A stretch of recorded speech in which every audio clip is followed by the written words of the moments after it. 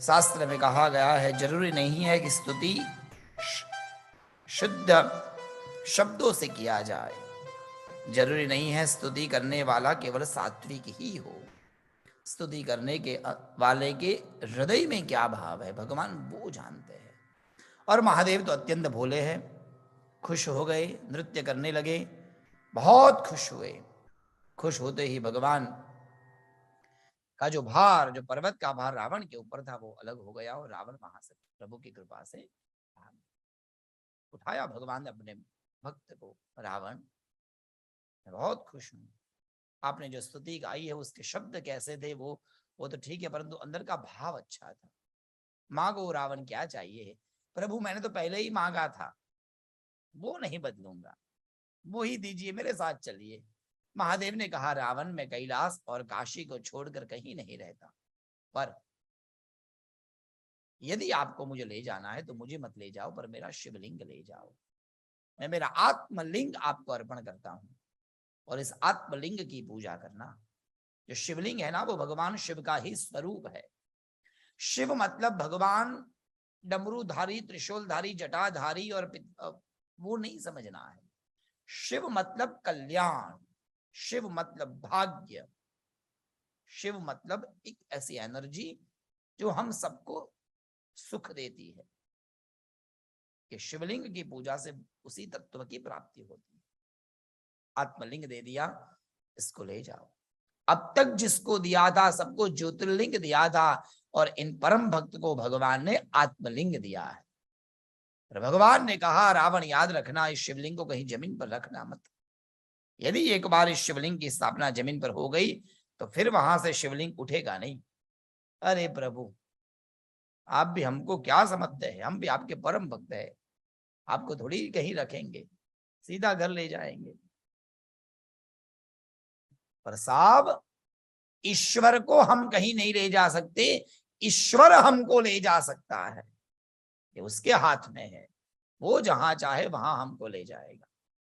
यही विधि का विधान और यही इस सृष्टि का नियम है, उसकी जहां इच्छा होगी वहां। गुजरात में एक अंबाजी मंदिर है, बोलो जय श्री कृष्ण। वहां एक यंत्र था, यंत्र के ऊपर ज्योत थी, बहुत वर्ष पहले की, जो बहुत प्रसिद्ध मंदिर है, सुवर्ण का शिखर है आज वहां अंबाजी मंदिर। तो मां सती का हृदय गिरा था, हृदय की ज्योत वहां पर थी और नीचे यंत्र था।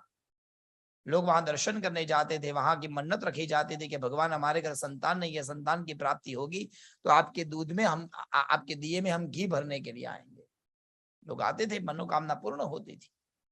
पास में गांव था, दाता नाम के राजा जा रहे थे आत्महत्या करने के लिए, शादी की पर संतान नहीं हो रही थी, कई बार शादी की पर संतान नहीं, सोचा आत्महत्या कर लूं। नसीब अच्छा, वहीं से गुजरे लोग, घी भर रहे थे। क्या कर रहे हैं, बोले दिए में घी भर रहे हैं। क्यों? संतान के लिए, मन की इच्छा को पूर्ण करने के लिए। राजा ने कहा, ऐसा थोड़ी होता है घी भरने से संतान हो जाएंगे, राजा मन्नत रख के देखो। तुरंत राजा ने मन्नत रखी, हे माँ भगवती, यदि हमारे घर उत्तम संतान की प्राप्ति होगी तो मैं आपके इस दिए में घी तो जरूर भरूंगा, पर आपके लिए एक सुंदर भव्य दिव्य मंदिर का निर्माण कराऊंगा। ऐसा बोलकर राजा घर पर गए। कुछ दिन बीते और परमात्मा की, जगदम्बा की कृपा हुई, 7 पत्नी सभी गर्भवती हुई उनकी कृपा से। समय बीता और सुंदर पुत्रों का जन्म हुआ। खुश हो गए राजा, माँ भगवती पर पूर्ण श्रद्धा आई। आए वहां पर दिया में घी भरने के लिए और सोचा मंदिर बनाओ, पर वो भयंकर जंगल था, पर्वतीय क्षेत्र था।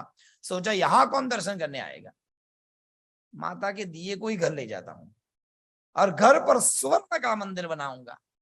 रोने लगा माँ के आगे, माँ मैं आपको घर ले जाना चाहता हूँ। माँ ने कहा, भाई यहीं ठीक हूं मैं। नहीं माँ, आपका भव्य दिव्य मंदिर होगा, राज सेवा होगी मेरे घर पर। और इतनी भक्ति से माँ की प्रार्थना की, माँ ने कहा ठीक है ले जाओ दिया, पर ध्यान रखना पीछे मुड़कर देखना मत, यदि पूछे मेड़ कर देखा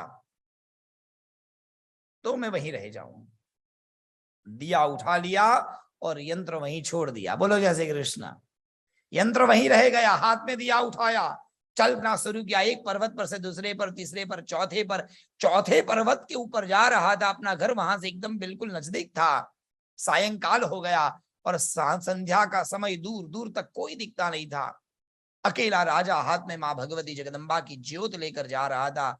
और जैसे कोई औरत अपने पैर में पायल बांधकर झूले पर झूल रही हो, छुम छुम की आवाज सुनाई दी। ओह, ऐसे जंगल में कौन झूले पर झूल रहा है और किसके पैर के पायल की आवाज है? भूल गया, मोहित हो गया उस शब्द में, और जैसे ही पीछे मुड़कर देखा, सुवर्ण के झूले पर मां जगदम्बा अष्टभुजा आद्य शक्ति अम्बा झूला झूल रही थी। मां को देखने लगा, आंख से आंसू आने लगे, पर हाथ से वो दिया वहीं पर सरक गया। जहां दिया रहा वो आज भी पर्वत के ऊपर अखंड ज्योत है मां की, और जहां यंत्र रह गया वो आद्य शक्ति अम्बा का मंदिर है। बोली अम्बे मात की। ले नहीं जा पाया, ये उसके हाथ में है। शिवजी ने शिवलिंग तो दे दिया, पर घर वाली को चिंता हो गई, हमारे घर वाले महादेव का ही आत्मलिंग है, कहीं भारत भूमि से बाहर चला गया तो पता नहीं वहां पूजा होगी या नहीं, पता नहीं, क्योंकि पहले जमाने में भारत भूमि से बाहर जाना मना था, समुद्र का उल्लंघन लोग नहीं किया करते थे पहले के जमाने, ऐसा होता, अब नहीं रहा। बोलो जय श्री कृष्ण। क्यों, ये मुझे यहां आने के बाद समझ में आया। वहां पर पहले के जमाने में बहुत धर्म के प्रति कट्टर हुआ करते थे, उनको पता था कि वहां जाने के बाद में लोग स्थिति ऐसी आएगी कि भाई धर्म की पालना नहीं कर पाएंगे। उस समय जब आते हैं तो पता नहीं चलता है, पर धीरे धीरे रहते रहते पता चलता है हम धर्म को अपने सेटिंग के अनुसार चलाते हैं। बोलो जय श्री कृष्ण। और अच्छी अच्छी बातें करते हैं, पंडित जी क्या करे, यहाँ आए हैं तो हमने तो कभी कभी कुछ छुआ नहीं है इंडिया में, तो नए नए आए थे, उस समय काम करना पड़ता था तो हमको वो सब काटना भी पड़ा सब्बे में काम करते करते। तो देखिए धर्म हमारा अच्छित हुआ, बिल्कुल हुआ। एक सज्जन थे हमारे राम जी, और उनके बच्चे उनके घर गए तो मैंने पूछा आपके बच्चे नहीं खाने वाला चीज वो खाते हैं? नहीं नहीं पंडित जी वो रसा रसा लेते हैं। क्या बात है। अब देखिए धर्म, देखिए वो खाते नहीं और रसा रसा लेते हैं। अरे रामा रामा, कहने का मतलब ये पता था पहले के जमाने में कि वहां जाके व्यक्ति को उसके वातावरण के अनुसार में वहां के अनुसार हो जाना पड़ेगा, तो क्या करेंगे, इसलिए मना करते। पर खैर समय बदला, आज प्रभु की कृपा से आज अमेरिका में भी हम इतने धर्म की रक्षा करते हैं, इतनी सेवा करते हैं, इतने सुंदर मंदिर है। कुछ समय पहले ये सब उपलब्ध नहीं था इसलिए मना करते थे, आज ऐसा नहीं है, जमाना बदला है, सब कुछ उपलब्ध है इसलिए कोई दिक्कत नहीं है। पर पहले के ऐसा नहीं था, भारत भूमि को छोड़कर नहीं जाया करते थे। चिंता हो गई माँ को ये कहीं चला जाएगा तब, तो इसीलिए उन्होंने तुरंत गणेश जी को कहा कि कुछ भी करके रोको। नारद जी को बुलाया गया, नारद जी ने कहा कुछ तो गड़बड़ करेंगे। नारद जी तुरंत एक वैद्य जी बन गए, हाथ में औषधि का वो जो उलूखला आता है औषधि कुटने का एक मुशल, वो ले लिया और गणपति को अपना चेला बनाया। 2-4 प्रकार की औषधि उनको पकड़ा दी, वैद्य राजा ये उनके चेले, और करते करते जहां रावण हाथ में लेकर भगवान का आत्मलिंग लेके जा रहा था परली के प्रदेश के आसपास में, वहां पर जब गुजर रहे थे उसी समय वहां सामने से नारद जी और उनके शिष्य गणेश को बनाकर सामने आए, और गणेश जी के हाथ में औषधि थी और 2 लड्डू पकड़ा दिए थे हाथ में, और जैसे ही लड्डू बालक के हाथ में देखा, रावण ने देखा, और भी तो ब्राह्मण था, मोदक प्रिय, प्रसाद था हाथ में। पंडित जी प्रसाद खाएंगे, अरे प्रसाद तो मना बिल्कुल नहीं करना चाहिए, प्रसाद में मना नहीं करना चाहिए, पर ऑप्शन भी नहीं ढूंढना चाहिए। मंदिर में बोलते पंडित जी केला मत दीजिए, नहीं पंडित जी एप्पल मत दीजिए, केला दे दीजिए। ऑप्शन नहीं होता है, जो मिलता है वो ले लेना चाहिए। अब प्रसाद मना कैसे कर सकते हैं? हाँ जरूर, हाथ में शिवलिंग, थोड़ा सा प्रसाद लिया, जल पिया, और जो जल का लोटा था ना उसके अंदर गागर में सागर भरा हुआ था, बहुत सारे तालाब का पानी को मंत्र से कम करके उसमें भर दिया था। जैसे ही रावण ने पानी पिया, पेट में गया और पानी अपने आप बढ़ने लगा, उसको लघु शंका करने के लिए जाना हुआ, मतलब जाना पड़ेगा, ऐसा हो गया, लघु शंका लगी।